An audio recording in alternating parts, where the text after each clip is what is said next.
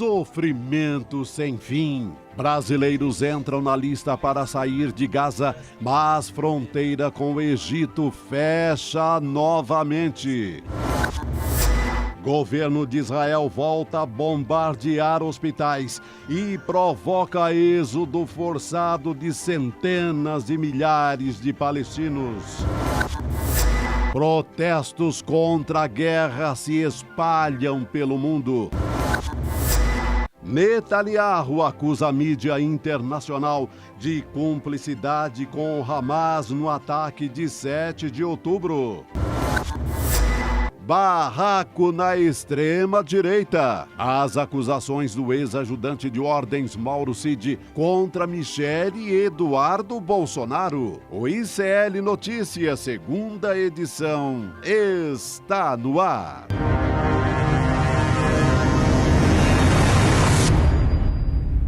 Olá, muito boa noite para você. Hoje é sexta-feira, dia 10 de novembro de 2023. Seja muito bem-vindo, seja muito bem-vinda. Você que nos assiste pelos canais do Instituto Conhecimento Liberta, Eduardo Moreira no YouTube. Hoje eu estou aqui acompanhada de Rodrigo Viana, porque Chico Sá e Chico Pinheiro sextaram, mas está muito difícil, né, Rodrigo, de dar boa noite. A gente está num dia muito difícil em Gaza hoje. Então a gente fica até meio carregado, né, para te dar boa noite, mas ainda assim, muito feliz em ter você aqui junto comigo.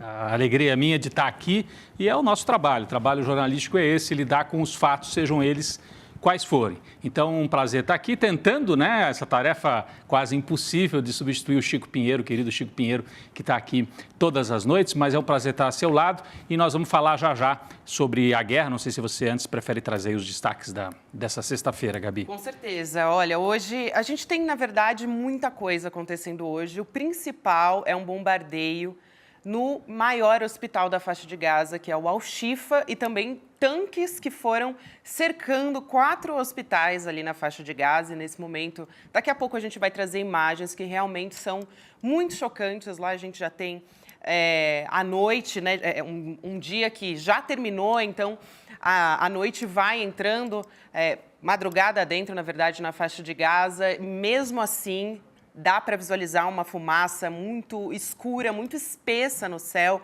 E a gente fica realmente chocado com essas imagens. Um hospital com pessoas em UTI, crianças, enfim, vítimas de bombardeios que agora a gente não sabe qual é a magnitude, qual é a quantidade de pessoas, de vítimas que a gente vai ter a partir do dia de hoje. Tem também aqui no Brasil, Embaixada de Israel divulgando uma nova nota polêmica que a gente vai falar aqui ao longo do programa, tratar sobre isso, sobre essa última saia justa, né, relacionada ao ex-presidente Jair Bolsonaro, que tentou embarcar nessa onda para tirar uma vantagem política de tudo isso. E, bom, a gente vai conversar também com o Jorge Arbex, que é especialista em mídia, porque o Netanyahu acusou jornalistas de serem cúmplices do Hamas, mas daqui a pouquinho a gente traz mais detalhes sobre isso. Nós vamos voltar já a isso tudo, né? A isso tudo. Quer dizer, a nossa manchete de hoje, Israel simplesmente transformou essa sexta-feira no dia de bombardear o hospital. No dia de bombardear e cercar o hospital com tanque militar. É nesse ponto que nós estamos. Já nós vamos falar sobre isso com a Heloísa Vilela, trazendo informação, imagem. E eu vou começar por um outro assunto. Vai dar a impressão assim, peraí, vai mudar de assunto? Não é a guerra? Nós vamos chegar na guerra. Tem a ver com a guerra e tem a ver com esta operação midiática da Embaixada de Israel aqui no Brasil, porque é uma operação política. Tem a guerra quente, a guerra que mata, a guerra sangrenta lá em Gaza. E tem uma outra guerra, que é a guerra que nós estamos vivendo aqui no Brasil, que é uma guerra de narrativas, uma guerra híbrida, contra o Brasil, inclusive, contra o governo brasileiro, promovida também pelos israelenses. Esse embaixador que está aqui no Brasil é um operador da extrema-direita. É isso que nós estamos assistindo no Brasil e é isso que eu queria trazer aqui. Eu vou até o nosso telão para puxar algumas informações e algumas imagens que têm a ver com isso que eu estou falando, Gabi. Nós estamos no meio de uma grande ofensiva da extrema-direita no mundo. É um avanço que acontece não só aqui nas Américas, né, na Europa, lá em Israel, onde o governo é de extrema-direita. Mas nós acabamos de ter em Portugal, é uma notícia para a qual a gente tem que prestar muita atenção. Portugal tinha um governo socialista, António Costa, socialista moderado, de centro-esquerda, esse aqui. Partido Socialista, tradicional, é o partido que garantiu a volta à democracia em Portugal depois da Revolução dos Cravos. O António Costa sofreu uma operação muito parecida com o lawfare que nós conhecemos aqui no Brasil. O Ministério Público português entrou no gabinete, na casa, na residência oficial dele, de outros ministros, um grande escândalo de corrupção. Não tem nada provado, mas tem o escândalo e, diante do escândalo, o António Costa pediu demissão, se afastou do cargo. Imediatamente, o presidente português, ele é o primeiro-ministro, tá? Porque Portugal é parlamentarismo ou semipresidencialismo, tem presidente, mas quem manda é o primeiro-ministro. O António Costa se demite e o presidente de Portugal convocou eleições. E as primeiras pesquisas, para surpresa de ninguém, porque é o que nós assistimos em várias partes do mundo, quem é que avança no meio da crise? Quando você fala de corrupção, aquela impressão, político é tudo corrupto, né? A judicialização, esse discurso. A extrema-direita. Claro. Essa aqui é uma das primeiras pesquisas já para a próxima eleição que vai acontecer no começo de 2024. Até a manchete diz assim, ó, crise, que é esta crise do governo que caiu, faz disparar o número de indecisos e o Partido Socialista e o PSD, que é o partido de centro-direita em Portugal, são os dois partidos tradicionais, PS de esquerda e o PSD de direita. Eles estão penalizados pelos eleitores. Essa é uma manchete de um jornal português. Quem é que está avançando? Esse partido aqui, ó, o Chega, que é um partido de extrema-direita. Aqui nós temos as pesquisas feitas antes da crise que levou à derrubada do António Costa e depois. Antes em cinza e depois em vermelho. Reparem só, o Partido Socialista, antes do António Costa cair, tinha 25% se as eleições fossem hoje. E o PSD, que é o partido de direita, 25,7%. Eles estavam empatados, os dois com 25%. Os dois desabaram nas pesquisas. O Partido Socialista teria só 17,9% e o partido de direita, 21%. O Chega está crescendo, está com 13%, mas indecisos, quase 20%. Isso aqui é a antipolítica. Então, esses indecisos podem acabar indo para o moinho da extrema-direita. Então, são operações que vão acontecer no mundo inteiro muito parecidas, né? Criminaliza a política, aí vem um discurso antipolítica e em Portugal nós temos também, esse partido Chega, é um partido que usa o discurso anti-imigrante, xenófobo, contra os direitos das mulheres, sabe aquela história? Estão dando direito demais para todo mundo e tal. Parece que já ouvimos isso em algum lugar. Parece que já ouvimos, né, Gabi? E o partido Chega tem tudo a ver com aquela cena que nós assistimos outro dia no aeroporto. Lembra esse vídeo que rodou na internet? Aquela mulher... Aqui, ó, vamos passar, vamos lá. Pode pôr na internet. Vou pôr. Pode pôr. Falando com uma brasileira, ó. Pode pôr na internet. Vou pôr no jornal também, eu vou te processar. Sua porca, vai para a sua terra, sua porca. Se sabe quem é você, eu sou portuguesa de raça. Eu sou portuguesa de raça. Você que é brasileira, vai para a sua terra. Estão a invadir Portugal, esta raça. Eu sou portuguesa de raça. Você que é brasileira, vá para a sua terra. Xenofobia.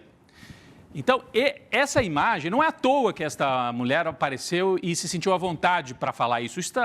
Eu converso com gente que vive, que já passou por Portugal, e estou avançando muito em Portugal. Então, é a extrema-direita avançando em Portugal, com o risco, eu não digo que o Chega, que o partido de extrema-direita vai ganhar a eleição, mas pode complicar muito o quadro, né? E o comportamento dessa mulher também já é perigosíssimo, né, a gente ter comportamentos como esse, né, Rodrigo? Isso se transformar em plataforma política, né? Bom, isso em Portugal. Está começando esse processo. A Argentina, nós teremos eleição na Argentina, não este domingo, agora no outro. Segundo turno, Javier Milei, extrema-direita. Extrema-direita. E do outro lado, o Sérgio Massa, que é o candidato peronista de centro-esquerda. Esse aqui, ó. Sérgio Massa contra Milei. As pesquisas estão mostrando empate quase absoluto, empate técnico. Algumas 2 pontos o Milei na frente, outras 2 pontos o Sérgio Massa na frente. Qual que é o risco? O Milei, se ganhar, Gabi, ele deu já entrevistas na seguinte linha. Sou contra o Mercosul, sou contra o Brasil, não falo com o Lula é um comunista, corrupto. Ele, inclusive, ameaça romper relações com o Brasil. Sim. E diz que não se encontra, imagina, o nosso vizinho, né? Então, é também um discurso de extrema-direita e de antipolítica. Portugal, Argentina, nos Estados Unidos, as últimas pesquisas mostrando que se a eleição fosse hoje, o Trump poderia ganhar do Biden. Poderia? Não, deve ganhar do Biden. aqueles estados que deram vantagem, os swing states, estados que uma hora vão para um lado, outra hora vão para o outro lado, em que o Biden ganhou, como Pensilvânia, Geórgia e outros, dessa vez iriam para o Trump. E, como a gente sabe, super vinculado a isso aqui, ó. Bolsonarismo, trumpismo, Milley, extrema-direita europeia, é tudo a mesma sopa. É a mesma sopa, anti-imigrante, antipolítica, né? Perigoso. São sinais... Sabe o que me impressionou muito nessa pesquisa, até desculpa te interromper, Não, que é isso. Que saiu a respeito dos Estados Unidos, mostrando que Biden e Trump agora, né, antes o Biden era visto como conciliador e Trump como um temperamento que preocupava a população. E agora eles estão quase ali no mesmo nível de mau comportamento. Então isso é muito preocupante. É preocupante. Agora, também vamos acompanhar, porque pode ser que o Massa ganhe na Argentina, né, derrotando o Milley, pode ser que os democratas ou o Biden se recupere. E as pesquisas mostram que se for um outro candidato que não seja o Biden, tem chance de ganhar sim do Trump. E também o alerta que veio das eleições agora de meio de mandato, onde em vários estados, lá nos Estados Unidos, os democratas foram bem. Então, não está escrito nas estrelas que vai ganhar a extrema-direita em todo lugar. Tem um ano para se recuperar, né? É claro, mas é uma onda que está por aí e que preocupa bastante a gente. São sinais de que essa onda de extrema-direita, ela é internacional e ela está articulada. A gente estava até agora há pouco com a imagem aqui, Bolsonaro e Trump, trocando camisas e tal. E eles trocam figurinhas, os bolsonaristas vão para a Argentina, a gente viu no primeiro turno, foram para lá dar apoio para o Milley. Então, é uma articulação internacional. E tudo isso, gente, tem a ver com uma crise profunda. Nós estamos assistindo, a extrema-direita cresce. No século passado, nós já assistimos isso, no momento de crise do capitalismo. Nós tivemos uma crise de 29, uma crise prolongada do capitalismo no século XX, terminou em 2 guerras mundiais, né? A crise de 29 é depois da primeira, mas daí vem a Segunda Guerra Mundial, o nazismo, enfim, tudo que a gente já conhece. Nós estamos numa crise prolongada do capitalismo desde 2008, não saiu desta crise.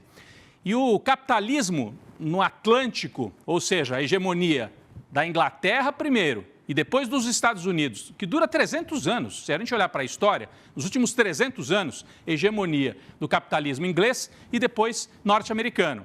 Isso está em xeque pelos BRICS, né? O bloco Rússia, China, Brasil, Índia, África do Sul. Então, o que nós estamos assistindo, a guerra na Ucrânia e a guerra em Gaza, são sintomas dessa crise e desse enfrentamento. Nós temos a guerra quente, como eu dizia no começo, e temos uma espécie de guerra fria, de guerra não declarada.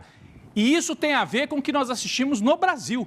Quando veio o embaixador israelense fazer provocação aqui dentro do Brasil, se reunir com o Bolsonaro, né, convidar o Bolsonaro para a reunião com os israelenses, e depois vender a imagem de que foi o Bolsonaro que ajudou a libertar os brasileiros, que é uma tese estapafúrdia, porque o Bolsonaro não é capaz de nada, a não ser de fazer confusão nas redes sociais, mas eles estão fortes nas redes. Incendeia a base dele, né? Incendeia, serve para isso. Então, nós vamos depois voltar a esse assunto mais para frente no programa, mas eu queria só nesse abre aqui trazer esse contexto geral. Então, a presença desse israelense, esse senhor aqui, ó, é um agente de desestabilização no Brasil. Ele está aqui para desestabilizar o governo brasileiro. E não é só o Brasil, atingiu os BRICS. Você viu que ontem, quando saiu aquela notícia também esquisitíssima, Israel achou uma célula do Hezbollah aqui no Brasil. Eles que não acharam, não perceberam que o Hamas ia invadir, né, no dia 7 de outubro, mas para achar uma célula do outro lado do planeta, aí foram rapidinhos, né? A hora que saiu essa notícia, saiu uma outra junto, é o Irã. E aí vem já editorial, porque o Hezbollah é ligado ao Irã. Aí já vem editorial da Globo, Brasil, atenção, não é bom ter relações com o Irã. O Irã está entrando nos BRICS, os BRICS estão se ampliando, né?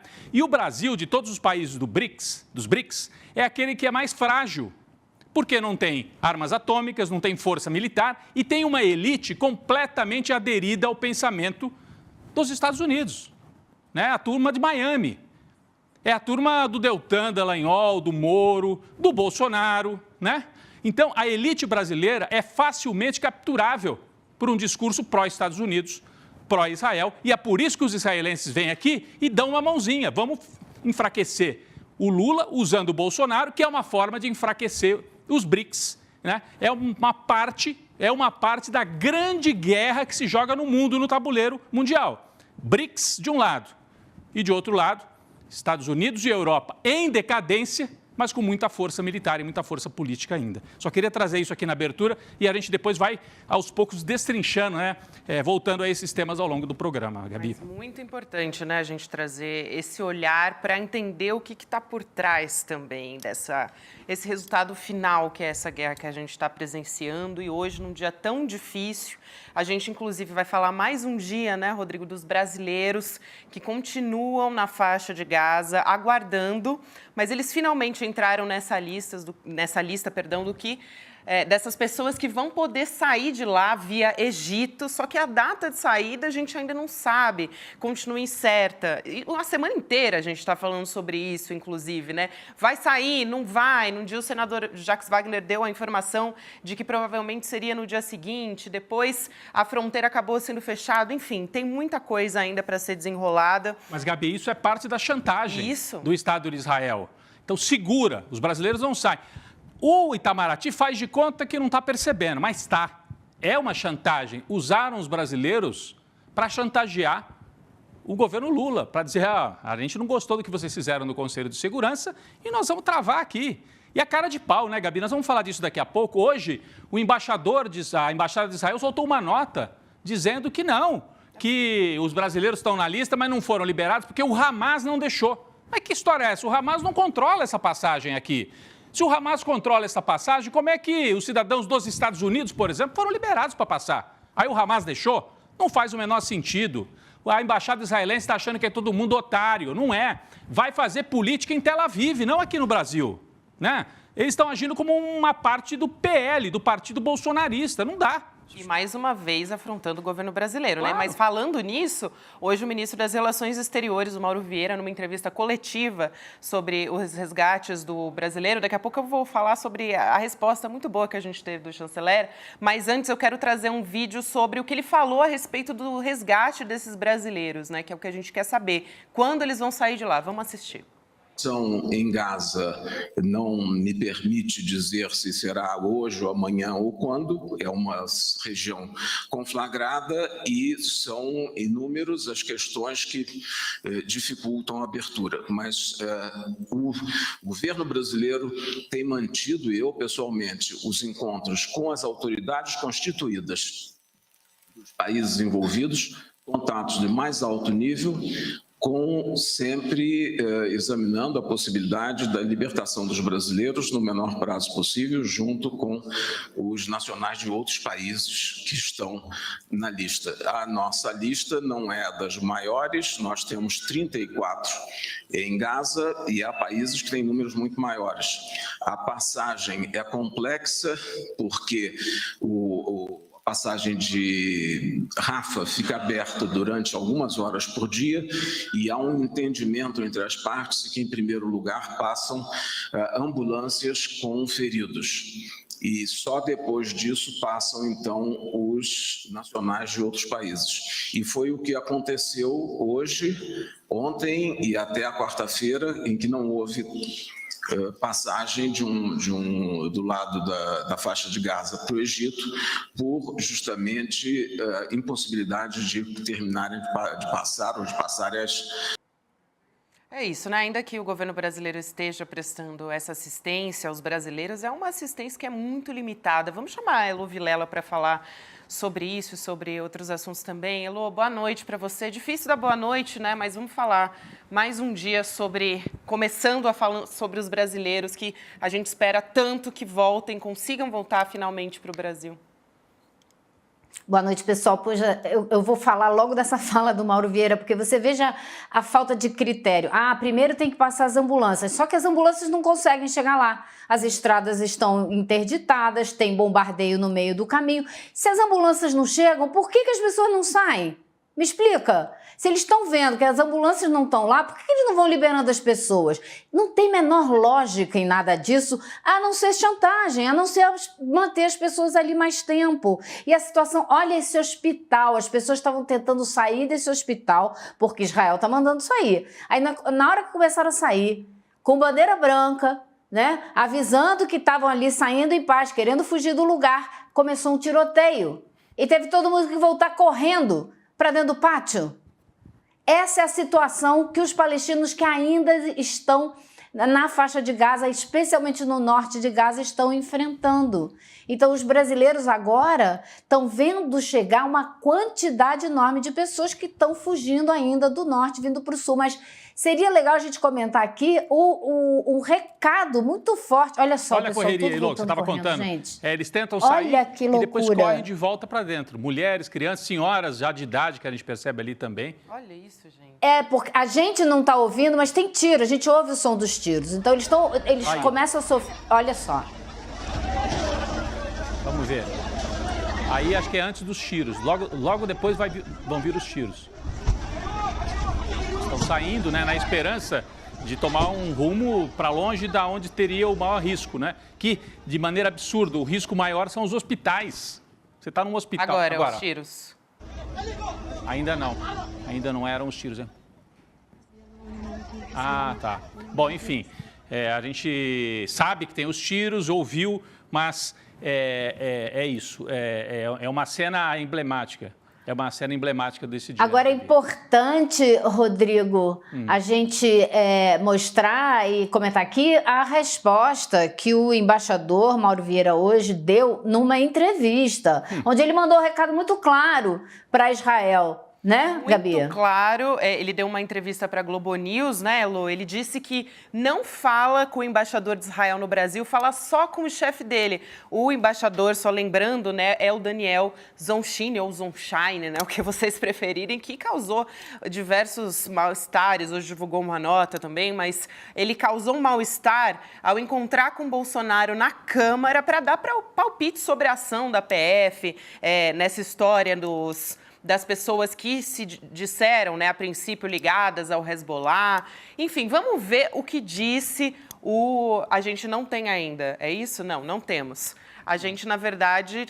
Mas foi isso que ele falou, sim, Gabi. Tá, foi isso. Ele falou exatamente isso, né? O repórter... Porque, assim, para a gente dar o contexto, né? O Bolsonaro vai a uma reunião com o representante de Israel. É completamente fora das normas diplomáticas. O embaixador está fazendo a agitação política dentro do Brasil. Ele que vai fazer agitação na terra dele, não aqui no Brasil. Mas ele fez. E aí chamou quem? O cafajeste maior do Brasil, que é o Jair Bolsonaro, para sentar do lado dele. Olha, foi tão absurdo o que ele fez que parte da comunidade judaica criticou, obrigando inclusive a embaixada israelense a dizer, veja bem, o encontro era com os parlamentares, o Bolsonaro apareceu lá por acaso e por acaso se sentou ao lado do embaixador. Mentira! Tinha até plaquinha. A gente tem essa imagem, né? Acho que nós vamos mostrar isso daqui a pouco. Nós temos a imagem. Olha aí, ó. Tinha plaquinha preparada. Jair Bolsonaro, ex-presidente do Brasil. Então, o cerimonial da embaixada israelense estava preparadíssimo para sentar ao lado do chefe dos golpistas do Brasil, do chefe da extrema-direita no Brasil. Foi isso que eles fizeram. Uma operação de extrema-direita, de agitação no meio da guerra, para constranger o governo brasileiro e para gerar, né, Elô? Isso que eu queria também ouvir você. Talvez você ainda queira falar sobre isso. Você está em Brasília, então está acompanhando isso até mais de perto, a repercussão junto ao governo brasileiro, né?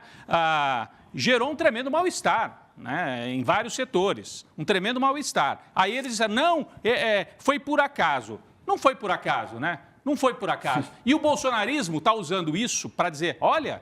O Bolsonaro é que conseguiu, conversando com o embaixador, liberar os brasileiros agora lá na faixa de Gaza. E eles estão bombando isso nas redes. Não estão dominando as redes, mas estão tentando fazer uma operação casada com Israel, Elô.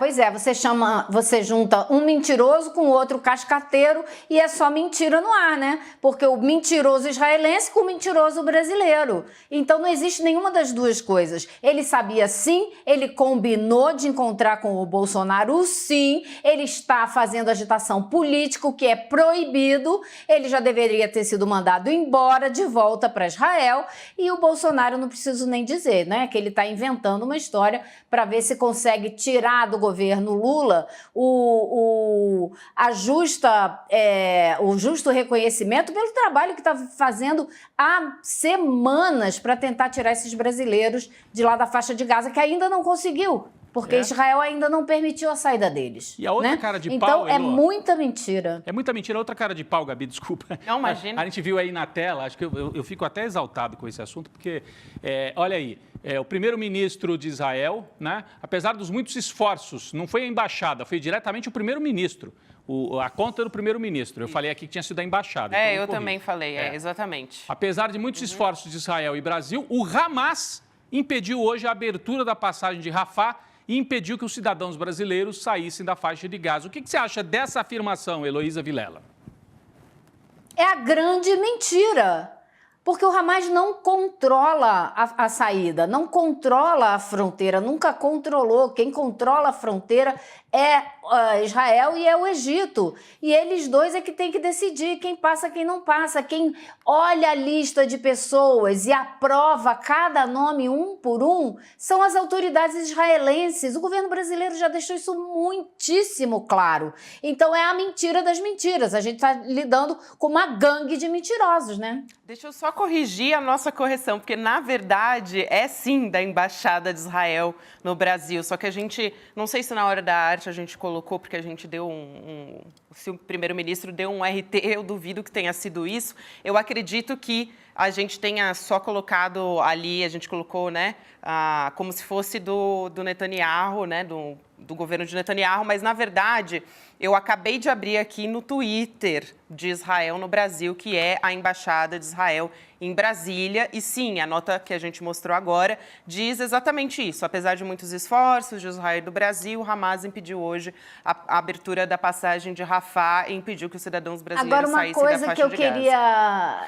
Eu queria ressaltar uma coisa aqui com vocês, que é o seguinte: como que o tom da nossa diplomacia está começando a ficar um pouquinho mais claro e mais duro, né? Porque ontem ou anteontem, na reunião lá do Fórum da Paz em Paris, o nosso embaixador Celso Amorim, assessor especial do presidente da República, falou em genocídio, com todas as letras. Hoje, Mauro Vieira deu uma entrevista dando um tapa com luva de pelica na cara desse mentiroso israelense, né? Dizendo que ele não conversa com ele não, porque ele conversa com o chefe dele. Ou como quem diz, cala sua boca, você não tem nada que ficar falando aqui dentro do nosso país. Então, eu acho que existe aí sim uma mudança no tom da conversa, porque essa situação, essa relação está se azedando, obviamente se azedando. Tá aí o Celso Amorim dizendo que é genocídio que a gente está vendo. E quem é que tem dúvida que é genocídio quando a gente está vendo o dia de hoje os hospitais, 4 hospitais cercados com tanques e atiradores de elite que mataram um paciente dentro de um hospital. Estão bombardeando.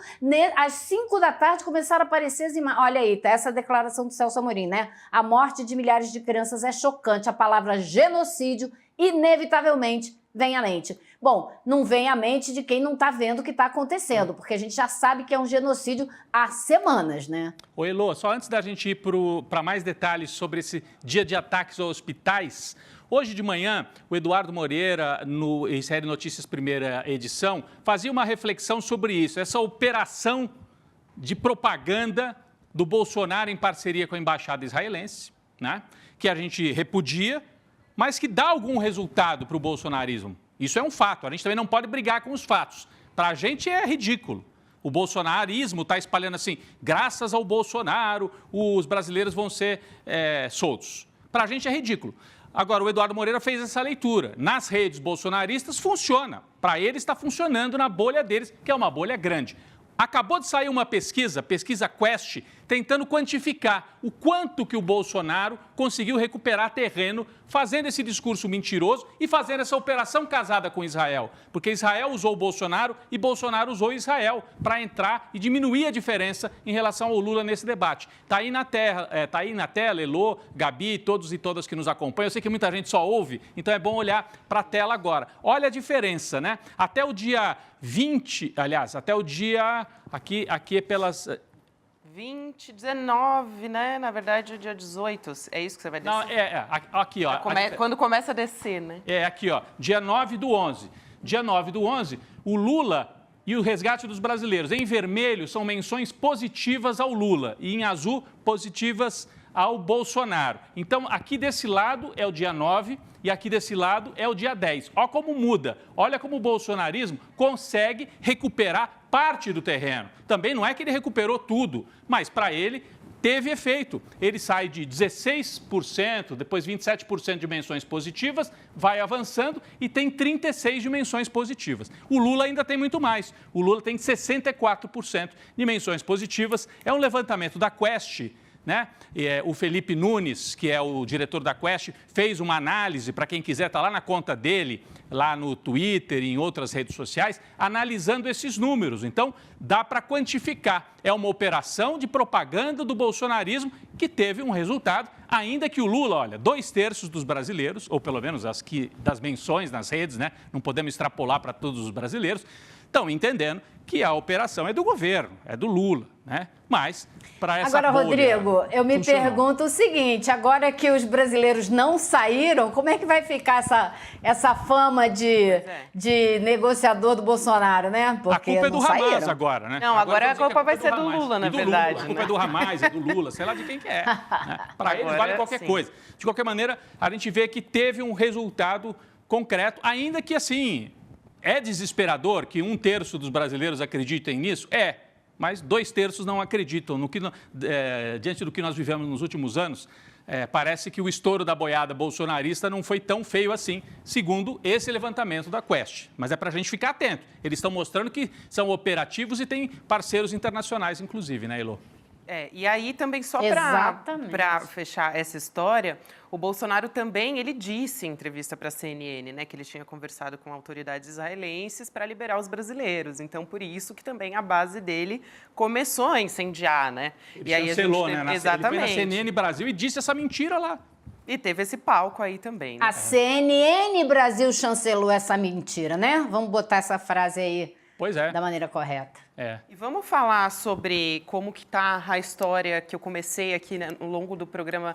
Eu disse que a gente ia falar mais sobre isso, entrar nos detalhes, mas a gente teve ataques a hospitais e a gente vai falar também sobre o êxodo forçado dos palestinos. Nesse momento aí a gente está vendo imagens, inclusive, das bombas caindo durante a madrugada, que é onde os ataques ficam, né, que é quando os ataques ficam muito mais intensos. E dentro da cidade de Gaza, tanques israelenses cercaram diversos hospitais hoje, como eu disse, de acordo com a cobertura da rede TV Al Jazeera. E o hospital Al-Shifa foi bombardeado, pelo que a gente tem de informação até o momento, 5 vezes em 24 horas, gente. Esse é o cenário que a gente tem. Agora a gente está vendo as imagens, inclusive, de um desses bombardeios ao Al-Shifa. Hoje, o médico norueguês, o Mads Gilbert, que trabalhou em Gaza por décadas, ele fez um apelo, né, desesperado, como todo mundo deveria estar nesse momento. Eu acho que ele deu voz a isso também. Ele fez um apelo para os poderosos no mundo inteiro. Ele divulgou um vídeo nas redes sociais perguntando: vocês podem ouvir os gritos dos inocentes que estão nos hospitais bombardeados? A gente tem as imagens, né, que ele colocou nas redes sociais, fazendo esse apelo desesperado e pedindo por eles, para eles cessarem fogo, né, como a gente vem pedindo há tanto tempo. Elô, eu não sei mais o que falta, né, para isso acabar. Eu acho que não é só desesperado, a voz dele é de uma revolta absoluta. Ele começa dizendo Joe Biden, Joe Biden, Joe Biden, Blinken, Blinken, Blinken, que é o secretário de Estado americano, e pergunta no fim da história, falando, como você disse, vocês estão ouvindo, porque a gente ouve uns gritos no fundo, vocês estão ouvindo os gritos dos inocentes? E aí ele fala, quando é que vocês vão parar com isso? Vocês não estão parando com isso, vocês são todos cúmplices. Todos cúmplices, países da Europa, governos da Europa e dos Estados Unidos. Ele chamou todos eles à responsabilidade. E os médicos da Grã-Bretanha hoje fizeram uma grande manifestação, segurando cartazes com os nomes de médicos assassinados nesse conflito até agora. Mandaram uma carta para a Associação Médica da Grã-Bretanha exigindo um cessar-fogo. Essas aí na tela são as imagens do bombardeio ao Hospital Al-Shifa. O presidente do hospital, o Dr. Muhammad Abu Salmiya, disse que o dia 10 de novembro de 2023 vai entrar para a história como o dia do ataque israelense aos hospitais de Gaza. É isso mesmo, 4 hospitais cercados por tanques, atiradores de elite E esses são os alvos nesse momento dessa guerra que o Estado de Israel promove contra o povo palestino. Isso é mais do que um crime contra a humanidade, isso é crime de guerra, isso não poderia acontecer em momento algum. O Hospital Al-Shifa tem 10 mil pessoas refugiadas lá dentro, além dos pacientes e do corpo médico e de enfermeiros que já não estão conseguindo dar conta de cuidar de ninguém. Eles têm que trocar as ataduras das pessoas usando o que dá para usar, açúcar, vinagre, o que for, operando sem anestesia, no escuro. Esse bombardeio de Israel hoje estilhaçou os vidros do centro de tratamento intensivo. Os pacientes tiveram que ser removidos às pressas para as outras alas do hospital, e tem alas do hospital que já não estão operando porque esse bombardeio começou desde ontem e só se intensificou até às 5 horas da tarde, hora nossa aqui em Brasília, já de noite, 10 horas da noite, lá na faixa de Gaza. Tem vídeo, inclusive, Elo, você está falando do bombardeio, a gente tem um vídeo com som do bombardeio ao Al-Shifa. Vamos colocar? غير الحرب اللي بغزة هاي كمان صواريخ لا إله إلا الله هذه الحرب حرب غير الحرب اللي بغزة الاشتباكات اللي قاعدة بتصير ورا حرب طاحنة. São as bombas caindo no entorno do hospital. E também, Heloísa, a entrevista do médico que você destacou, o médico norueguês, só para ressaltar bem, é um médico norueguês que já atuou lá, né, durante muitos anos, conhece bem a realidade lá na Palestina. Inclusive, ele deu uma entrevista algumas semanas atrás dizendo que ele testemunhava que jamais viu um militante do Hamas dentro de hospital nenhum, porque essa é outra narrativa, né, outra falácia apresentada por enquanto. É falácia, porque eu não vi prova nenhuma. Então, eu tenho que dizer que é uma falácia, que é uma manipulação. Ele disse outro dia. E hoje ele deu esse depoimento, inclusive, enquanto ele falava também, né, trazia essa questão dos tiros, do cerco. É um negócio absurdo, Elô. Porque o Estado de Israel precisa apresentar provas, né? Absurdo. E ele pode apresentar a prova que ele quiser, isso não dá a ele o direito de bombardear um hospital cheio de paciente.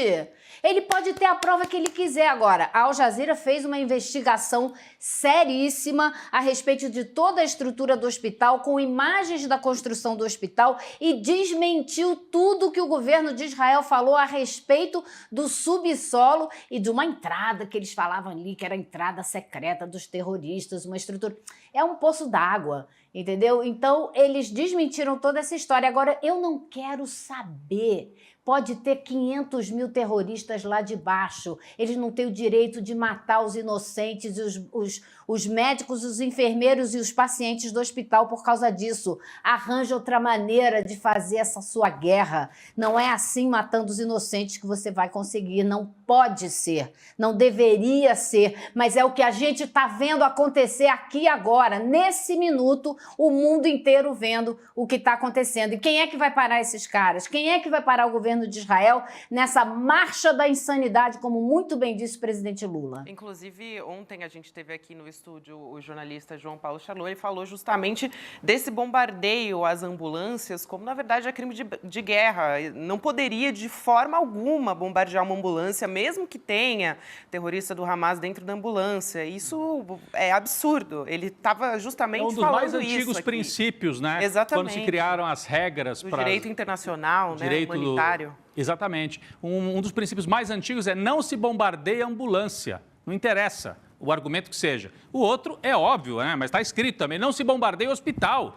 Então, Israel faz como alvos 2,5 milhões de palestinos, faz como alvos funcionários da ONU, dezenas já foram assassinados pelo governo israelense. Aliás, a ONU foi transformada em inimiga por Israel, que pediu a cabeça do secretário-geral da ONU. Transforma em alvo pessoal médico, enfermeiro, profissionais dos hospitais e jornalistas. Nós vamos falar daqui a pouco sobre isso também. Acusando jornalistas. Agora é fácil, é tudo terrorista, é tudo agente infiltrado. Então bombardeia todo mundo. Na prática é o que eles estão fazendo, né? Então, eu não entendo como é que ainda podem se ofender quando as pessoas falam em genocídio. Eu vejo alguns na comunidade judaica se ofendendo. Não, genocídio foi o que aconteceu lá atrás, na Segunda Guerra Mundial. Agora só morreram 10 mil, né? É pouca coisa. Inclusive, a gente tem imagens do bombardeio. Mais de 11 mil hoje. 11 agora. E agora a gente, Mais de inclusive, 11 vai mil. ter mais, né? Porque já bombardearam os hospitais, então a gente ainda não sabe qual que vai ser a consequência humanitária disso, né? O custo de vida dessas pessoas. A gente tem imagens do bombardeio do acampamento em Al-Shifa, o momento que a bomba cai, a gente vai colocar aqui também.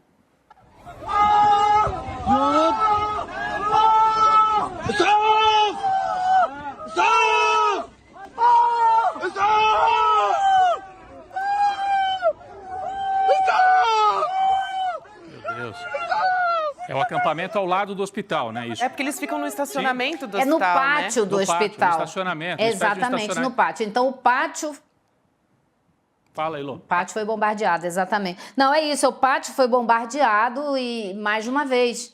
Então, eles ficam ali em torno do... E muita gente está sendo atendida no pátio, Rodrigo. Não tem claro. lugar mais para atender ninguém dentro do hospital. Então, não é só refugiado, é paciente também. Ou seja, isso não é um absurdo, isso é crime. É. Isso é crime, isso é crime, isso é crime. Não tem outra palavra. É. Né? E quando bombardearam... Agora, quem não... Fala, Elô, desculpa. Diga. Não, diga. Eu ia dizer que quando bombardearam aquele primeiro hospital, em que morreram 500 pessoas, depois Israel passou uma semana tentando provar que era um foguete do Hamas. Os foguetes do Hamas que caíam do lado israelense provocavam algum estrago, mas jamais nessas proporções.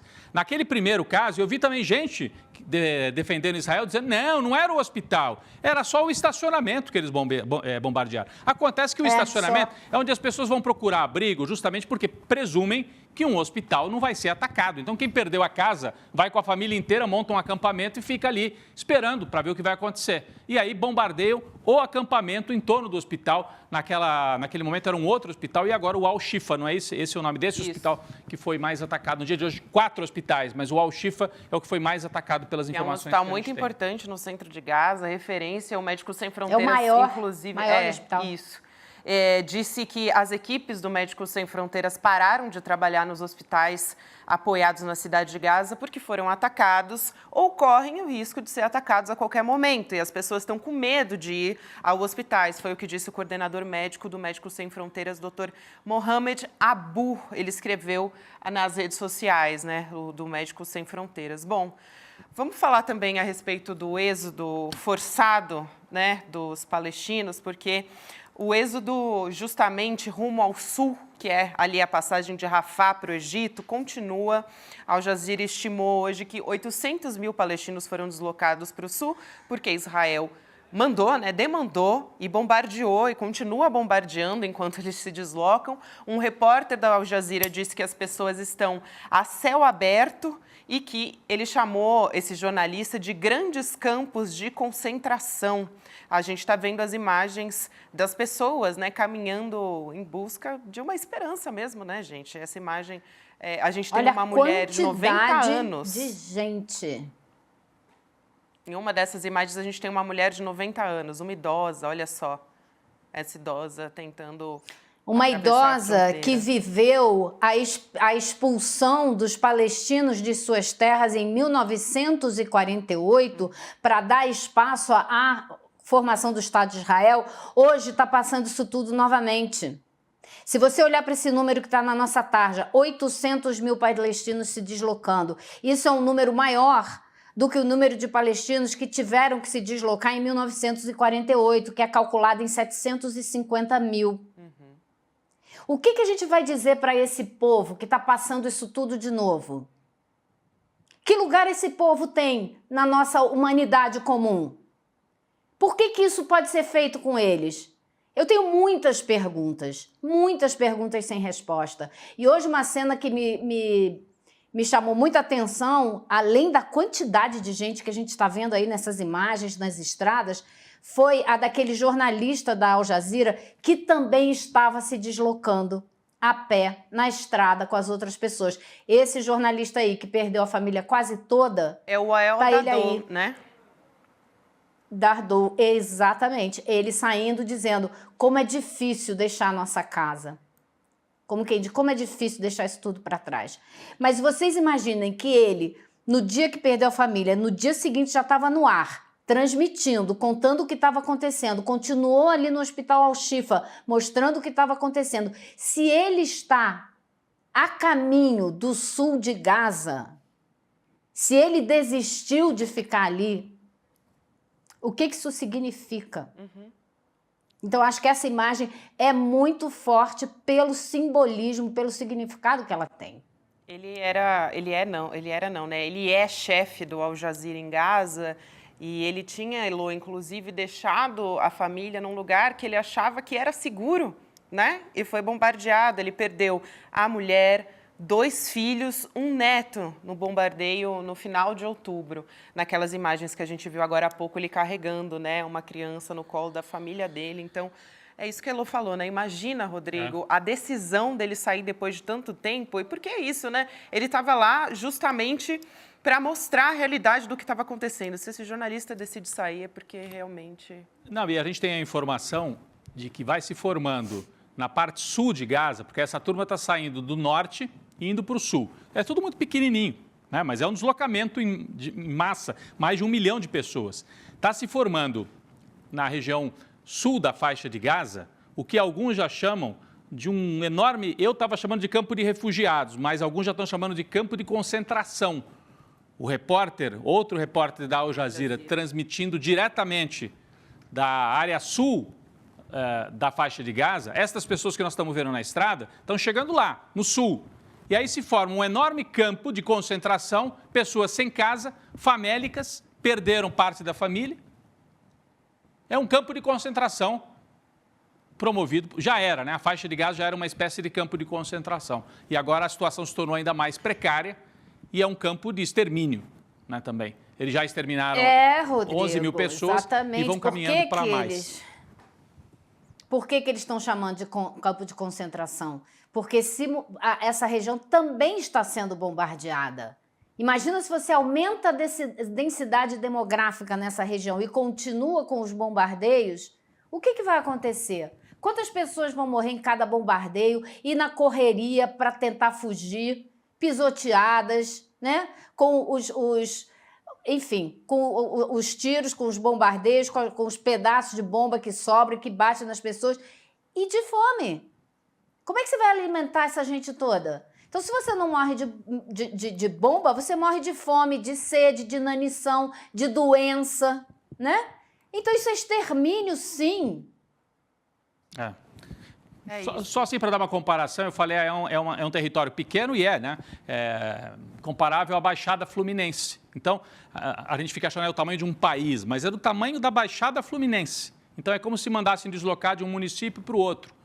Só que ali vivem 2,5 milhões de palestinos, né, que estão sofrendo todo tipo de privação, né, Gabi? É isso. É isso. Elô, obrigada por hoje, mais um dia extremamente difícil, enfim, para os palestinos, insuportável, né, para todos nós que assistimos. Todo mundo tem que estar indignado realmente com essa situação. Elô, obrigada e até segunda. Obrigado, Elô. Até segunda, pessoal. Eu peço até desculpa que em alguns momentos aqui a gente falou um pouquinho um por cima do outro, mas porque dá uma certa... Gera indignação, né? É indignação, a palavra é essa, é indignação, e já são muitos dias de indignação. Daqui a pouco nós vamos continuar nesse assunto, né, Gabi, que nós vamos falar sobre a decisão do governo israelense de transformar os jornalistas em alvo, colocar um alvo nas costas dos jornalistas para ampliar um pouco o extermínio promovido pelo Estado israelense. Mas antes disso, daqui a pouco nós vamos com José Arbex, professor de comunicação, jornalista, com experiência em coberturas internacionais. José Arbex, daqui a pouquinho, ao vivo aqui no ICL Notícias, segunda edição. Antes disso, eu queria chamar para todo mundo estar muito atento para a próxima segunda-feira. Vem aí uma bomba no portal ICL.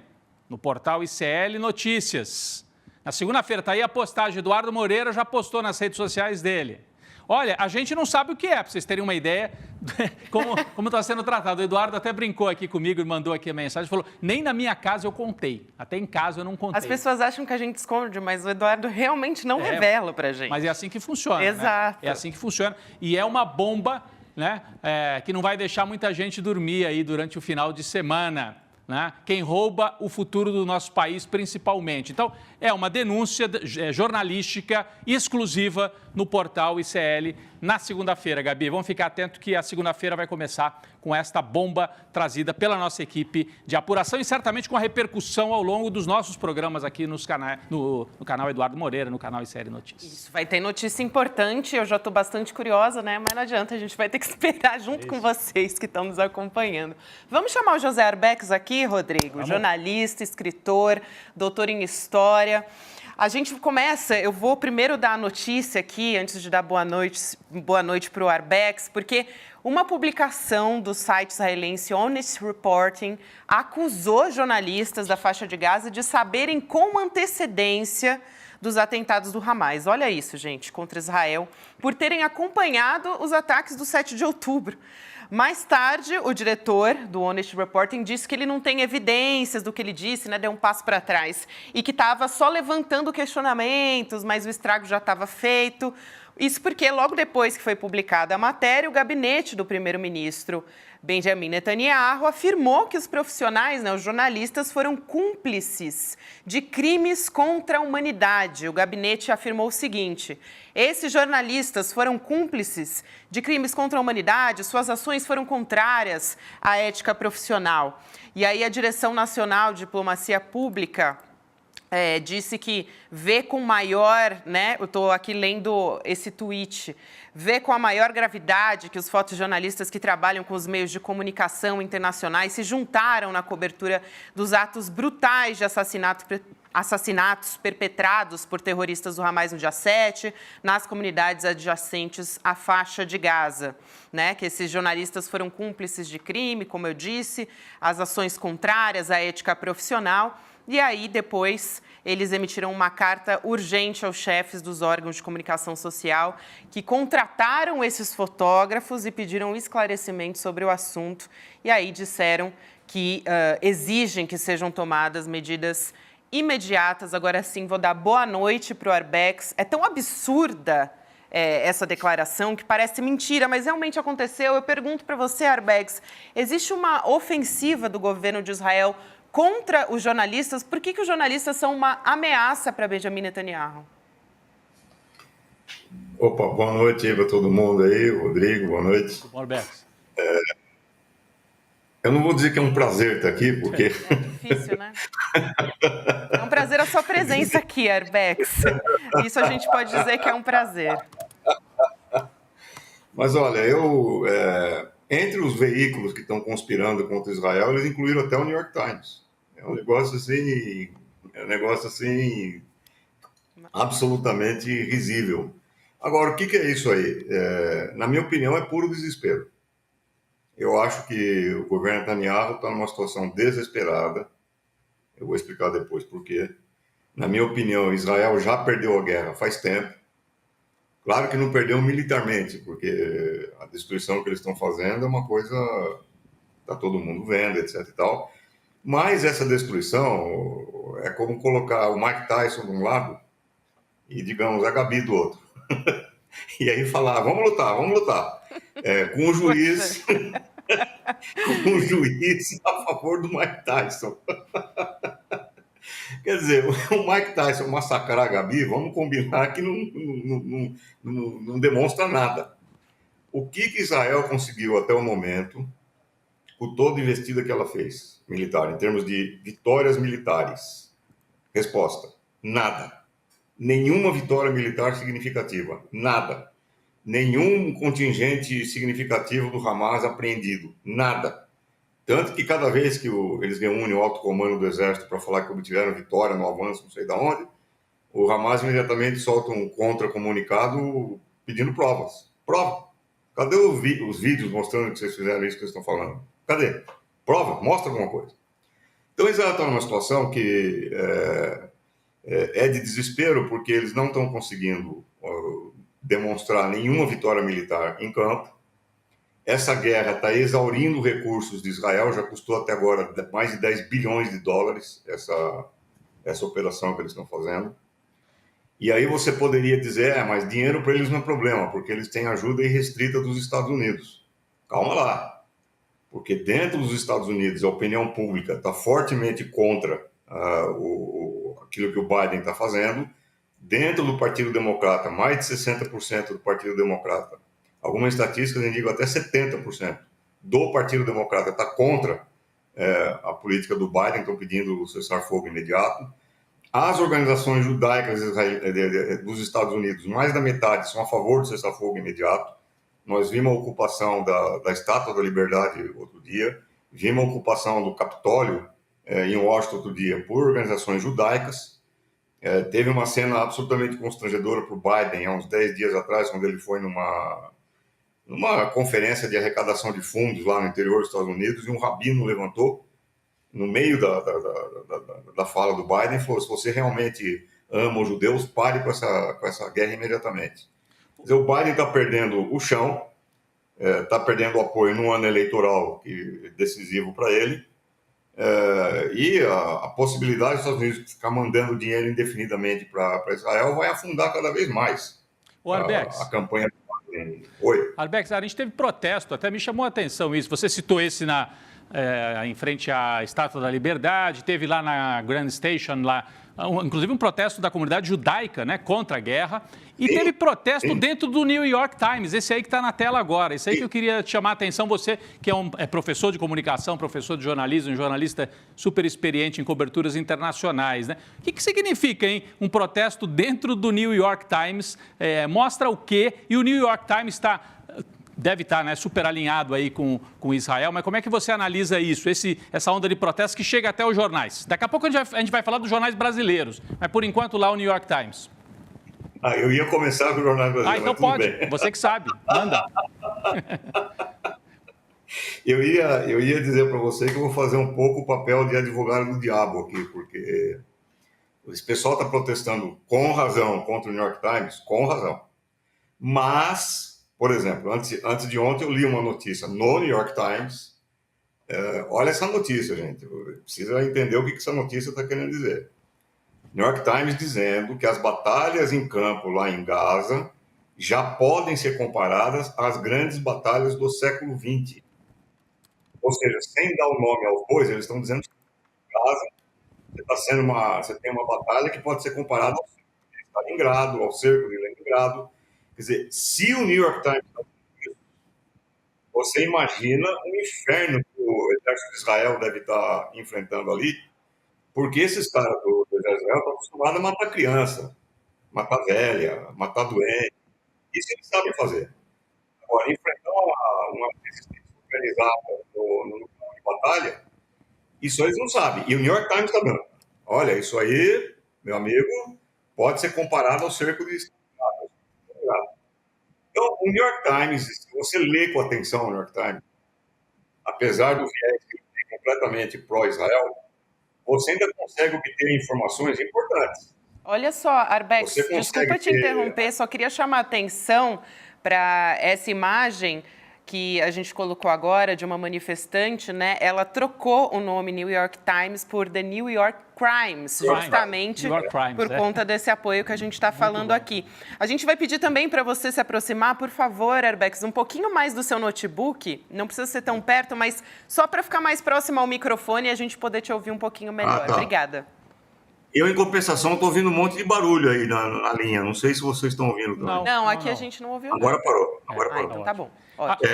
Agora, você estava dizendo que apesar de ser uma linha pró-Israel, que o New York Times, se você filtra um pouco, você consegue ter informação, né? Então tem gente... E mais do que isso, Rodrigo. Ontem eu estava lendo um artigo do Thomas Friedman, que é o principal articulista do New York Times para assuntos do Oriente Médio, etc. e tal, em que o Thomas Friedman foi para Israel e ele voltou escrevendo um artigo, ele está completamente em pânico, porque ele constatou que dentro de Israel, Israel foi fundada com um mito que funcionava como uma espécie de certeza aglutinadora da população israelense, que isso aqui é uma fortaleza inexpugnável, todos os judeus estão seguros aqui dentro, nunca nada vai nos atingir aqui dentro. Diz o Thomas Friedman, isso aí acabou. Existe pânico hoje entre a população israelense, porque independente do resultado dessa guerra aí, acabou a mitologia de Israel como uma fortaleza segura. E ele diz claramente o seguinte, ele diz, Netanyahu não é o pior dirigente, o pior governante de Israel na história contemporânea. Netanyahu é o pior dirigente de toda a história do judaísmo. O Milton Friedman dizendo isso. Quer dizer, se você compara essas coisas que o New York Times publica com aquilo que sai no Brasil... Sim.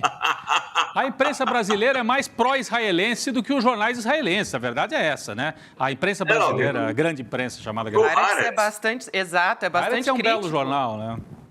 Você nunca vai ver na imprensa brasileira artigos que saem no Haaretz, quer dizer, então não dá, a imprensa, não existe imprensa no Brasil. O que existe é um lixo. É um lixo propagandístico, panfletário, que não tem o menor compromisso com a ética jornalística, não tem o menor compromisso com a informação, é um lixo que produz propaganda. Não tem como. Então, esse protesto que fizeram na CNN, lá na Paulista, eu estava lá junto, eu participei também desse protesto aí. Só que enquanto eu estava no protesto, eu fiquei pensando, deixa aquele pessoal que está protestando contra a imprensa nos Estados Unidos ficar um dia no Brasil. Eles não vão acreditar naquilo que eles vão ver, porque é a imprensa oficial israelense da pior qualidade. Então, aqui no Brasil, mas isso é muito grave, né, Rodrigo? Porque... Sim, é gravíssimo. Aqui, olha, é o protesto da Paulista, uma parte dele, em que as pessoas levaram, né... no último sábado. Isso, no último sábado, simbolizando as crianças mortas, e fizeram esse protesto em frente à CNN Brasil, né? Porque vocês sabem, bom, quem não é de São Paulo não sabe, mas a sede da CNN Brasil é ali na Paulista. Levaram ali para a porta, né? Para realmente mostrar, nós sabemos que tipo de discurso que vocês estão fazendo. Eu ia justamente perguntar para você, aprofundar um pouco esse debate sobre a imprensa brasileira, Arbex. No dia, aliás, foi anteontem, né, que o embaixador fez aquela pantomima, aquele gesto de propaganda junto com o Bolsonaro, aquela afronta ao Brasil, né, ali no Congresso. No mesmo dia, sai a informação de que uma célula do Hezbollah foi encontrada no Brasil e desbaratada graças à cooperação com o Mossad.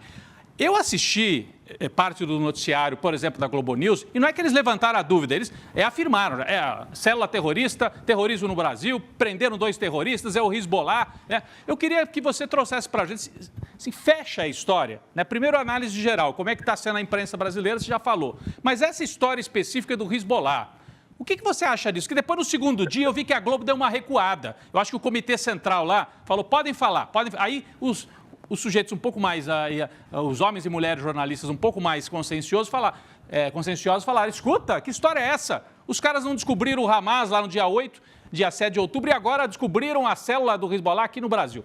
Mas eu queria a sua avaliação, porque você é um analista de mídia, um professor sobre isso, e também um jornalista com muitos anos de experiência. Arbex.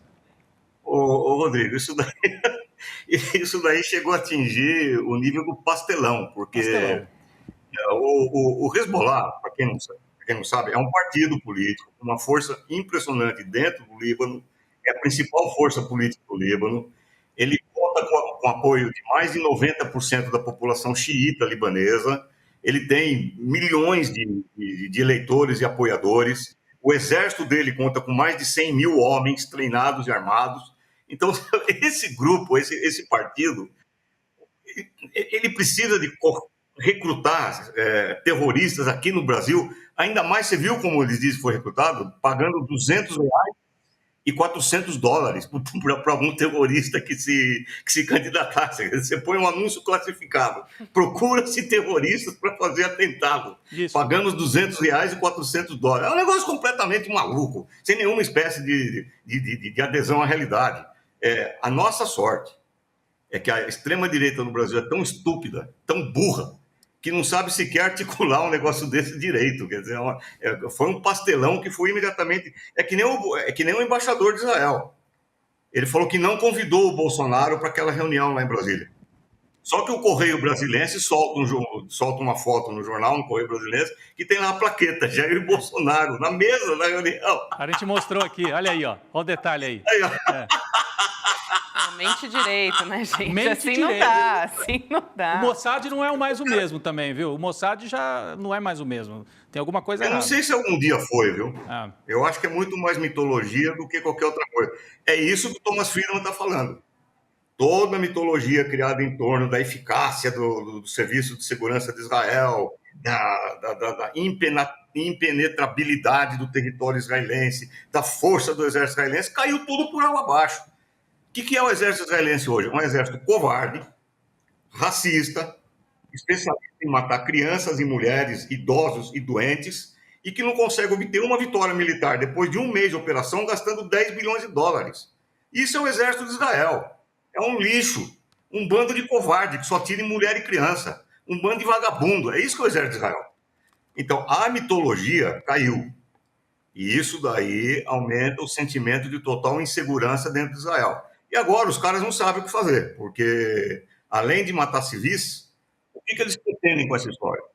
Aí dizem, não, vamos ocupar lá, tirar todos os palestinos de Gaza, e aí a gente chama uma coalizão de governos árabes para organizar a vida na região. Sei, qual governo árabe? Qual governo árabe vai aceitar fazer isso? A Jordânia? A monarquia jordaniana do dia foi cercada por 1 milhão de manifestantes lá em Amman, cercando o Palácio Real e tocando fogo na Embaixada de Israel. Você não vai encontrar nenhum governo árabe disposto a herdar essa encrenca aí, porque sabe que não tem solução. Porque qualquer governo que se instale ali, excluindo a população palestina, vai enfrentar a oposição que os israelenses estão enfrentando hoje. Não tem conversa isso daí. Quer dizer, então você está numa situação que os caras não conseguem obter nenhuma vitória tática, os israelenses, e também não tem estratégia, não sabem o que fazer com aquilo.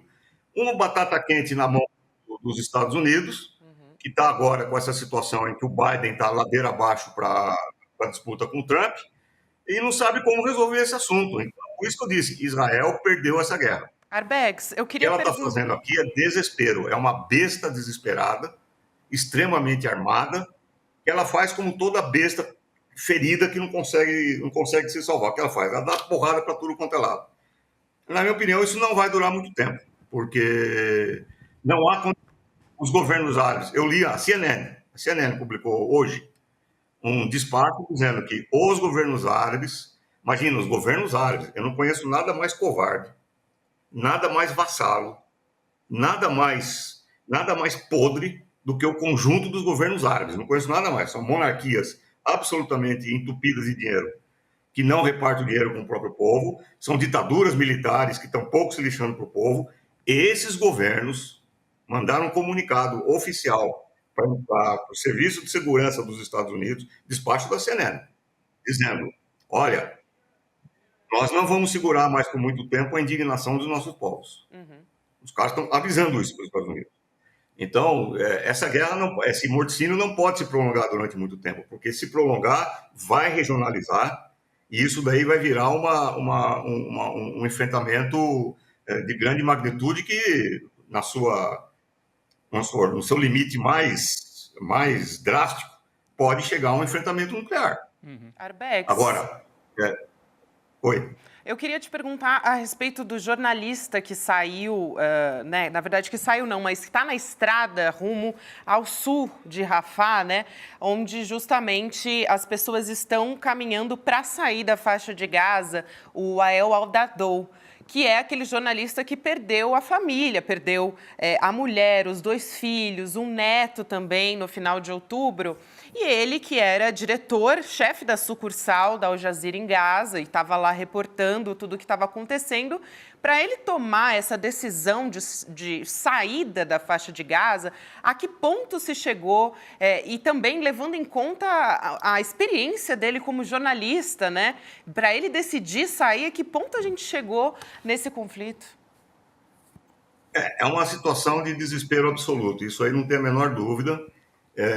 E, na minha opinião, a destruição só não está sendo ainda maior, porque, em alguma medida, o governo dos Estados Unidos já registrou golpe na própria credibilidade dele e, de alguma forma, está tentando conter um pouco a mão do Netanyahu. Agora, é uma situação tão cínica que eu não sei se vocês chegaram a divulgar isso, mas o Antony Blinken, que é o grande carniceiro, diga-se de passagem, o Antony Blinken é mais carniceiro do que o Biden. O Antony Blinken, ele chegou a pedir para o dono da Al Jazeera, lá em Catar, para ele moderar as transmissões da Al Jazeera, para não incitar a violência e não incitar mais revoltas. Ele chegou a querer censurar a Al Jazeera. Agora, tudo isso está fazendo água, né? Todas as providências que o imperialismo toma não estão colando, não estão grudando. Tem uma contra-iniciativa que eu achei absolutamente fantástica, principalmente porque eu tenho uma formação marxista e eu até hoje acho que existe um internacionalismo proletário, em que os operários de 9 dos mais importantes portos da Europa e dos Estados Unidos simplesmente se recusaram a embarcar armas para Israel. Usaram os braços e falaram, aqui nesse porto não vai sair arma. Quer dizer, você está tendo essa coisa da Palestina, ela está se transformando num eixo de reaglutinação do movimento de massas e do movimento de organizações de operários no mundo inteiro. É um negócio fantástico que está acontecendo. Então, é por isso que eu falo, eles não podem prolongar esse horror por muito tempo, porque quanto mais tempo prolongar, mais as máscaras vão cair e mais esse movimento vai se aprofundar. A minha grande esperança hoje, repito, como alguém que tem formação marxista, é a organização do movimento de massas e as pressões que o movimento de massas estão fazendo no mundo inteiro, nos Estados Unidos, na Europa, nos países árabes. Está vendo? Eu nunca vi isso na minha vida. Um movimento de massas nessa proporção. Hoje, acabei de ver hoje, chegou um despacho da Universidade de Colômbia. A Universidade de Colômbia, que tem toda a máscara democrática que ela tem, suspendeu hoje 2 grupos, Jewish Voice for Peace e Students for Justice in Palestine. As universidades, que sempre foram usar a máscara do liberalismo, a máscara da democracia, estão caindo de pau nas organizações estudantis, que estão protestando. Isso daí remete ao Vietnã, aos grandes protestos da Guerra do Vietnã. Exatamente. Um detalhe superior, só para terminar, um detalhe superior. Na Guerra do Vietnã, havia militares dos Estados Unidos sendo mortos. Agora não. Agora a solidariedade está acontecendo com um povo que não é o povo dos Estados Unidos. Então, é outra coisa. E a solidariedade está cada vez maior. Isso é fantástico. Eu acho que aí é que está o ponto de inflexão que vai impedir que essa catástrofe ganhe proporções ainda mais gigantescas. Que importante essas suas falas. Arbex, muito obrigada por hoje. Seja sempre bem-vindo aqui, querido. Um prazer falar com você. Até uma próxima. Obrigado, Arbex. Um prazer. Um abraço.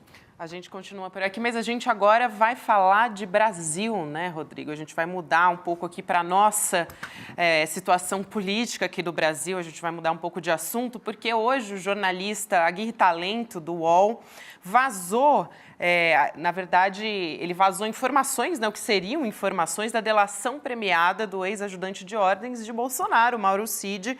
Você que estava aí com saudade de ouvir falar de delação premiada, né? Se o Chico Sá estivesse aqui, falaria bu. Olha só, o Cid narrou para a Polícia Federal que a ex-primeira-dama Michele e um dos filhos do ex-presidente, o deputado federal Eduardo Bolsonaro, faziam parte de um grupo de conselheiros radicais que incitava o então presidente Bolsonaro a dar um golpe de Estado e não aceitar a derrota nas eleições de 2022. Vamos chamar o Guga Noblar aqui para a nossa roda de conversa, porque isso surpreende um total de 0 pessoas. Eu, pelo menos, não estou nem um pouco surpresa, né, Guga? Boa noite para você. Boa noite, Gabi. Boa noite, meu querido Rodrigo. É isso mesmo, né, gente? Ninguém está surpreso com essa informação. Afinal de contas, Eduardo Bolsonaro é aquele que falou que poderia dar um golpe com um cabo e com um soldado. Disse isso em 2018, antes do pai tomar posse. Então, eles sempre tiveram essa pretensão golpista. Inclusive, eles brincavam em casa disso. Sempre foi uma brincadeira deles. Eu sei porque eu conheço gente que conhece a família Bolsonaro desde a infância e eles sempre brincaram disso, desde a adolescência, de dar golpe. E aí, na prática, a gente viu quando o pai virou presidente. E agora vem essa informação da delação. Temos agora o Mauro Cid, aquele que era fã da família Bolsonaro, se transformando de vez em hater e colocando, inclusive, a dona Michele no meio dessa história. Colocar o nome da Michele Bolsonaro como uma golpista é muito ruim para as pretensões políticas dela. Michele quer ser senadora e talvez em breve, já que eles estão tentando tomar o cargo de Sérgio Moro, querem tomar o mandato de Sérgio Moro. Se o Sérgio Moro perder o mandato, haverá uma nova eleição. Tem o Álvaro Dias, do Podemos, tem a Gleisi Hoffmann, do PT, e no PL pode ser que Michele Bolsonaro fure os olhos de Paulo Martins, que seria o candidato e que disputou a eleição para o Senado e perdeu por pouco para o Sérgio Moro. Pode ser que coloquem, apesar de ter sido Paulo Martins o candidato e do PL ter se comprometido com ele, pode ser que Michele vire a candidata. Então, inclusive, o nome dela está em primeiro lugar nas pesquisas que têm sido feitas lá no Paraná. Então, é claro que para as pretensões políticas dela também pode ser um obstáculo, né? Mas, enfim, não surpreende, como disse a Gabi, ninguém. É interessante passar justamente para você, Rodrigo, porque ali ninguém segura a mão de ninguém, né? Assim, a Michele se virando contra... aliás, o Cid se virando contra a Michele Eduardo, ninguém tá nem aí, né? O Mauro Cid, né? As pessoas achavam que o Mauro Cid ia segurar a bronca, né, Guga? Que ia demorar, talvez, não ia envolver com tantos elementos a família Bolsonaro. Mas esse vazamento de hoje mostra que não é bem assim. Talvez ele esteja temendo, até o pai dele também já está envolvido no caso, o general que tem o mesmo nome, né? General Cid, que é amigo do Bolsonaro. Então, parece que ele desistiu de segurar a bronca para ele e está jogando para cima da própria família Bolsonaro, né? Essa é a leitura, pelo menos, que eu faço. Mas eu queria aproveitar, Guga, você que é tão ativo nas redes sociais e que sabe como elas funcionam, né?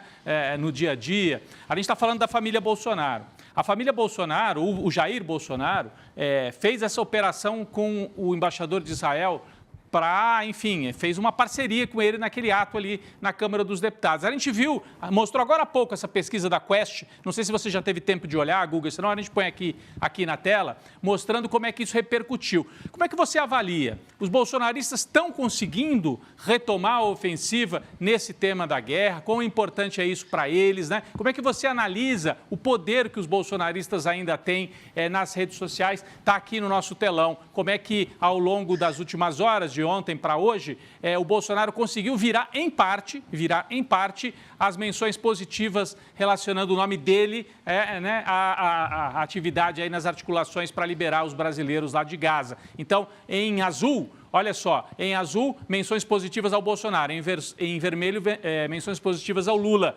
A gente percebe que eles conseguiram, né, em parte. Mas eu queria a sua avaliação sobre isso. Como é que você vê essa operação bolsonarista, Guga?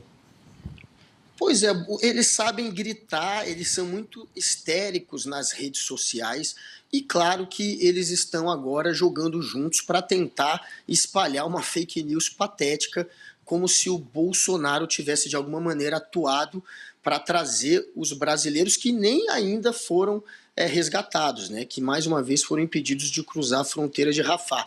Quero saber então até se a culpa é do Bolsonaro. A glória ia ser dele, a culpa agora é dele também, mas enfim, eles estão fazendo o jogo que eles sabem fazer. Espalhar fake news é o que eles de melhor sabem fazer. E é claro que não creio que seja apenas uma maneira orgânica de se jogar. Acho que, inclusive, mais uma vez, eles acionaram também, em algum grau, os robozinhos deles. E estão tentando espalhar essa bobagem, essa narrativa que não se sustenta em lugar nenhum. Isso é fogo de palha. Isso dura 24 horas, dura no máximo 48 horas, e essa história, essa narrativa fake do Bolsonaro ajudando em algum grau a resgatar os brasileiros, isso vai sumir, isso não vai ficar registrado na história e vai sumir rápido. Eles estão fazendo isso, eles não têm mais o poder que eles tinham antes, inclusive mostra essa pesquisa isso, né, que eles de fato não conseguiram furar a bolha, por mais que eles tenham conseguido gritar muito, eles não conseguiram furar a bolha, ninguém fora da bolha deles está levando isso a sério, e dentro da bolha deles também, eles sabem que é uma grande piada, mas estão tentando espalhar. Então isso não dura, é fogo de palha, acaba logo, e o bolsonarismo está muito enfraquecido. Se fosse uns 2 anos atrás, talvez eles conseguissem até emplacar uma versão fantasiosa dessa. Agora, neste momento, enfim, que eles perderam muitos militantes e que eles perderam também, principalmente, muitos patrocinadores que acabavam irrigando essa militância, sustentando essa militância, é claro que isso aí é fogo de palha, já já isso aí vai sumir. Só para completar, Gabi e Guga, né, o Felipe Nunes, que é o coordenador da Quest, fez uma postagem, ele mesmo fazendo a interpretação desses dados que a gente mostrou agora há pouco, e a conclusão que ele tira é a seguinte: os dados da pesquisa mostram que logo depois que Bolsonaro deu a declaração à CNN, a gente falou agora há pouco, porque ele foi à CNN e falou, eu ajudei, eu falei com o embaixador e tal. Então, a CNN chancelou de alguma maneira, ou pelo menos abriu espaço para que ele fizesse esse tipo de afirmação. Cresceram as manifestações em favor do ex-presidente, diz o Felipe Nunes. Mas nada que significasse uma virada total de cenário. Aí conclui o Felipe. De tudo que foi dito na internet sobre esse assunto, entre as 15 horas de ontem, 9 de novembro, e as 15 horas de hoje, 10 de novembro, 23% na média ficaram favoráveis à narrativa do Bolsonaro e 74% na média à narrativa do atual governo. Eu não chamaria de narrativa do atual governo, eu diria ficaram favoráveis à realidade, que é o fato de que o governo, Itamaraty, não é isso? Porque o Itamaraty trabalhou, é o Estado brasileiro, não é nem o governo, é o Estado, não é, Guga? É isso, ficou com os fatos. O fato é esse. Quem trabalhou foi o Itamaraty. O Bolsonaro foi para uma reunião com um embaixador que, pelo jeito, é mais um fantoche, que não tem, pelo jeito, essa moral toda, né? Um embaixador que agora está tendo que arrumar uma desculpa esfarrapada de que encontrou o Bolsonaro por acaso ali. Enfim, Bolsonaro e esse embaixador, pelo jeito, eles não têm força nenhuma. Bolsonaro, a gente sabe que não tem força nenhuma para se meter nessa história, e esse embaixador, pelo jeito, também tampouco. Então, quem conseguiu isso de fato foi o Itamaraty, foi o governo brasileiro também, e a pressão da mídia, a pressão também da opinião pública, eu acho que também ajudou. É isso, Guga. Agora, eu queria mudar de assunto aqui, voltar um pouco, não tanto, né, porque a gente está falando dos brasileiros em Gaza também, mas vamos falar sobre a guerra novamente, né? Tirar um pouco o olhar do Brasil, porque isso mexe, enfim, com as pessoas em todo o mundo, de diferentes maneiras. E, no meio de toda essa guerra de informações, genocídio, o Instituto Brasil-Israel lançou um guia contra o antissemitismo. Isso porque essa semana, né, foi o Dia Internacional contra o Fascismo e o Antissemitismo. Até Eduardo Moreira já falou sobre isso hoje de manhã. São 85 anos da Noite dos Cristais, também falamos a respeito no ICL Notícias, segunda edição. Em 9 de novembro aconteceu um pogrom, que é a perseguição de um grupo étnico, né, ou religioso, e nesse caso foi na Alemanha. Como é que você leu o guia já, Guga? Queria saber qual que foi a sua avaliação, por que é importante a gente discutir isso, né? A gente pode dar até uma olhada aqui em alguns trechos, você vai comentando aqui. Aí, a gente tem um trechinho que foi publicado nas redes sociais do IB, e aí o que é antissemitismo na sequência, a gente já traz uns trechos do guia. É antissemita promover mitos, estereótipos ou atitudes sobre o sionismo e ou Israel que derivem ou reforcem acusações e figuras de linguagem antissemitas. E só para fazer uma observação aqui, porque eu ainda não terminei de ler o guia, né, confesso, mas estou lendo, e não se defende o governo de Benjamin Netanyahu, tá? Não é isso que está sendo feito ali. Quero te ouvir, Guga, a respeito disso. Eu acho que antissemitismo, eu acho que quase todo mundo entende, né, o que significa. Eu acho que o interessante desse guia é mostrar o que seria também o antisionismo e como isso se aproxima do antissemitismo, porque de fato está tendo uma confusão.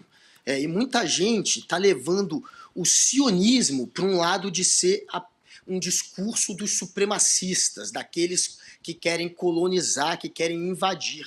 E aí eles acabam, de alguma maneira, generalizando, colocando praticamente todo o judeu que mora em Israel como um sionista supremacista. Então, esse guia, ele tenta explicar para as pessoas que o sionismo, inclusive um movimento que tem na sua origem uma inspiração marxista, é um movimento que vem de uma geração que é progressista e que passou a ser dominado pela direita, principalmente a partir do final da década de 70, mas esse movimento, basicamente, é um movimento que prega a autodeterminação do povo judeu, que prega que o povo judeu deve ter um Estado. E a autodeterminação nacional é um direito de todos os povos, explica esse guia. A autodeterminação nacional de Israel se chama sionismo e tem várias vertentes. Tem o sionismo laico, inclusive é o princípio do sionismo. O sionismo queria separar o Estado da religião, por isso, inclusive, que muito judeu ultra-ortodoxo sempre foi contra o Estado de Israel. Tá falhando ainda, na verdade. Pra mim não. Não? Pra mim Então tá tudo normal, bem. tá. Acho que é o meu ponto, Não? que bom. Segue, Pode continuar. Inclusive, muito judeu ultra-ortodoxo sempre foi contra o Estado de Israel, exatamente porque queria separar, queria fazer um Estado laico, e também porque os ultra-ortodoxos consideram que quem deve determinar aquele Estado como um Estado judeu é o Messias. Você não pode, de alguma maneira, passar por cima do que o Messias faria. Eles estão esperando que o Messias faça isso. Mas, tirando os ultra-ortodoxos, a maioria absoluta dos judeus são sionistas. E tem sionistas que são de esquerda, tem sionistas que são de direita. Explica o Instituto Brasil-Israel. Então, quando você generaliza e coloca todos os sionistas como supremacistas, mesmo que a sua intenção seja apenas a de apontar para quem é supremacista, que é esse governo atual do Estado de Israel, você acaba apontando para todos os judeus, já que a maioria absoluta, dependendo da pesquisa, gente, tem pesquisa do Instituto Gallup que mostra que 95% dos judeus de Israel são sionistas. Tirando os ultra-ortodoxos, todos são sionistas. Então você não pode colocar na mesma balança todo um grupo que luta pela autodeterminação nacional de um povo. No momento que você faz isso, que você generaliza, você, na opinião do Instituto Brasil-Israel e na minha também, você está cometendo um ato de antissemitismo. Você está, sim, generalizando toda uma população, e você está, assim, colocando todos eles no mesmo saco que deveria estar uma parte deles, uma parte pequena, porque os extremos nunca é a maior parte da população. A maior parte da população de Israel não é como é o Benjamin Netanyahu e o governo dele, não é colonialista, não é supremacista. Então não dá para generalizar. Essa generalização seria antissemitismo. E eu acho que esse é o ponto mais importante para se destacar deste projeto que foi feito pelo Instituto Brasil-Israel, deste guia, a palavra que me sumiu foi o guia. Deste guia, o mais importante seria esse ponto, destacar como essa generalização do sionismo acaba provocando também, em algum grau, acaba sendo também um antissemitismo. Você acaba carregando um grupo para um lado de uma crítica que é uma crítica antissemita, que é julgá-los todos como supremacistas. É isso que diz este guia, e é este o ponto mais importante. É importante você trazer isso e o combate ao antissemitismo também super importante, né? Porque nesse momento em que há tantas críticas ao governo de Netanyahu, muitas vezes isso pode acabar transbordando para gestos, atitudes, enfim, antissemitas, como a gente já viu no passado e como tem visto aqui e ali também nesse momento. Um parêntese, porque muita gente está falando disso no chat. Gente, criticar Israel não é antissemitismo. Inclusive, exato, o guia fala isso. Tá? O guia fala disso, quer dizer, criticar Israel, criticar o governo, criticar... acho que nós temos uma arte aí, né? O que não é antissemitismo. Via de regra, as críticas ao sionismo e a Israel, a oposição às políticas de Israel, a ação política não violenta dirigida ao Estado de Israel, não devem ser consideradas antissemitas. Então, as críticas a Israel, enfim, não são antissemitas por si.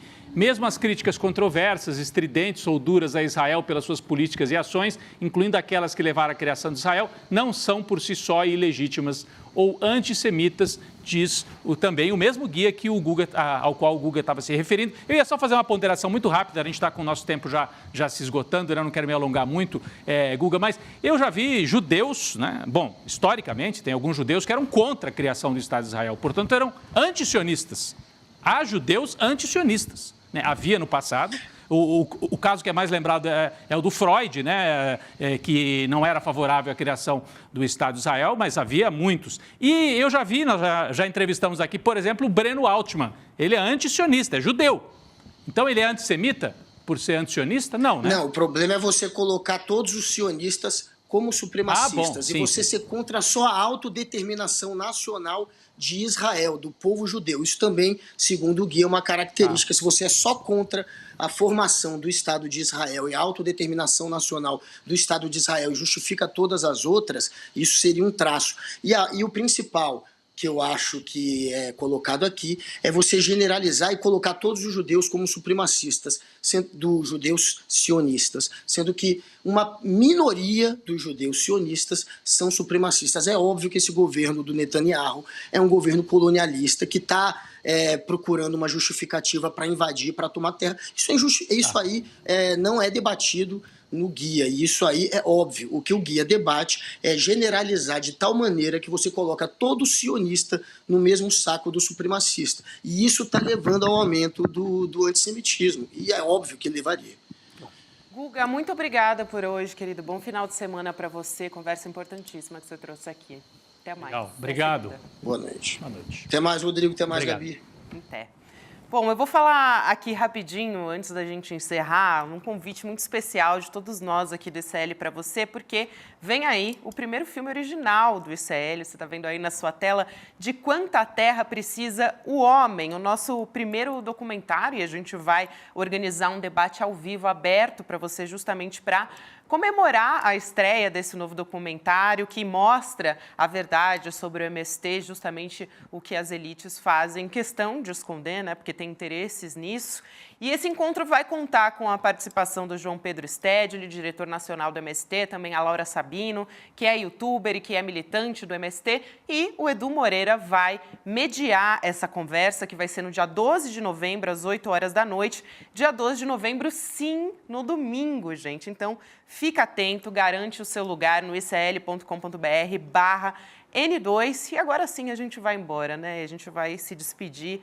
E muito obrigada, Rodrigo. Obrigado, Gabi. Passou muito rápido, né? Passou rápido. Apesar de termos falado de assuntos tão difíceis da guerra, nesse dia em que Israel bombardeou hospitais, fez um cerco aos hospitais. E lembrando também, segunda-feira, bomba. Bomba não é um bom termo para a gente usar no dia de hoje, então não é bomba. Na segunda-feira, uma matéria exclusiva, uma reportagem exclusiva no site ICL Notícias.